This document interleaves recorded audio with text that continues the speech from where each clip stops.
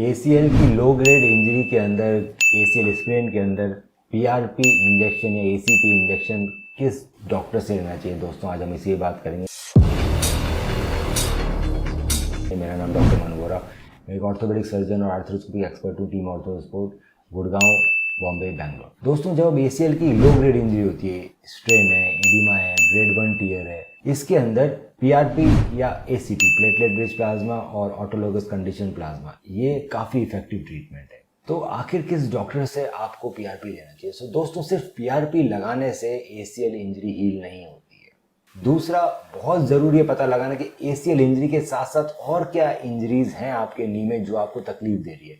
अब ज़रूरी नहीं है कि वो सारी इंजरीज आपके एमआरआई में लिखी गया है। अगर कार्टिलेज, जो कि मेनली पटेला कार्टिलेज रहता है, अगर ये थोड़ा सा घिस गया है, तो किसी कार्टिलेज मोटा होता है नी के अंदर, अगर वो थोड़ा कम भी हो गया है तो वो एमआरआई नहीं पकड़ पाएगी कि भैया हाँ 2 मिलीमीटर कम हो गया, 1 मिलीमीटर कम हो गया।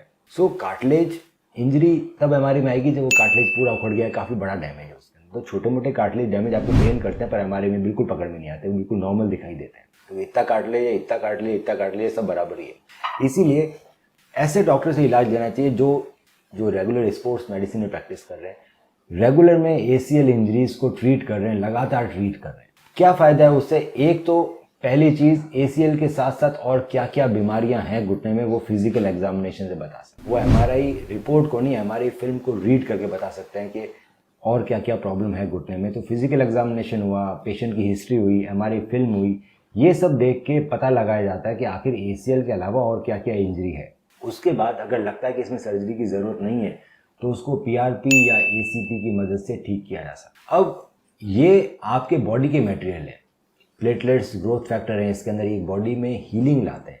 अगर हमें चमड़ी में चोट लगती है तो चमड़ी हील हो जाती है, हड्डी में चोट लगती है तो हड्डी हील हो जाती है, क्योंकि वहाँ ब्लीडिंग होती है, प्लेटलेट आते हैं, क्लॉट बनता है और हील जाता है। हमारी नी के अंदर कभी चोट लगती है, कार्टिलेज में लग गई, लिगामेंट में लगी, तो इसलिए हील नहीं होती दोस्तों, क्योंकि वहाँ पर ब्लीडिंग नहीं है, कम है, तो रिपेयर बहुत कम होता है।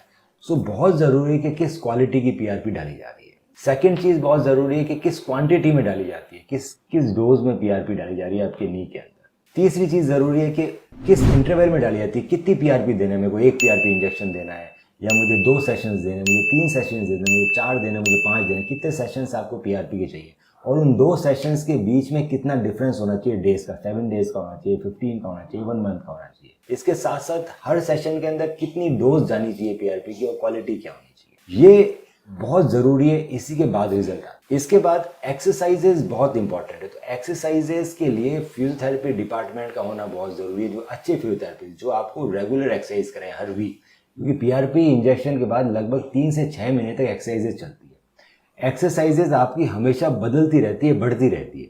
अगर वो फिजियोथेरेपिस्ट एक्सपर्ट नहीं है एसीएल इंजरी हील करने में, तो वो आपको एक्सरसाइजेज नहीं बता पाएगा। वो सिंपल एक्सरसाइज बताएगा, वही आपको जिंदगी भर करवाता रहेगा। सो बैक टू स्पोर्ट्स तक की एक्सरसाइज आती है, पहले लो लेवल फिर हाई लेवल। इसके साथ साथ बहुत ज़रूरी है पता लगाना कि आखिर नी में और क्या इंजरी थी, उसको भी एड्रेस करते हुए एक्सरसाइज शेड्यूल बनता है।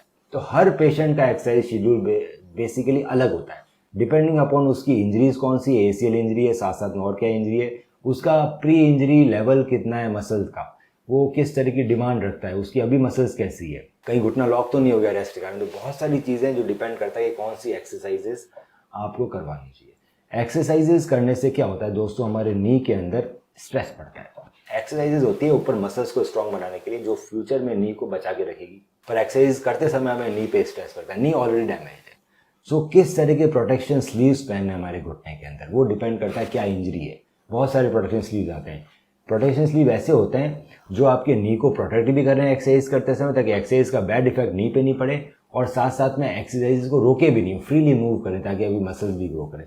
तो ये सारे पॉइंट दोस्तों जो डॉक्टर वही कवर कर सकते हैं जो रेगुलरली नी में पीआरपी दे रहे हैं, रेगुलरली पेशेंट्स को ठीक कर रहे हैं, रेगुलरली जिनके पास फिजियोथेरेपी की टीम है और स्पोर्ट्स मेडिसिन का ही काम कर रहे हैं।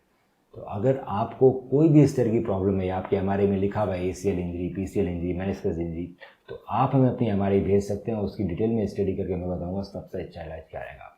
ऑर्थो स्पोर्ट्स, इंजरी के साथ भी, इंजरी के बाद भी।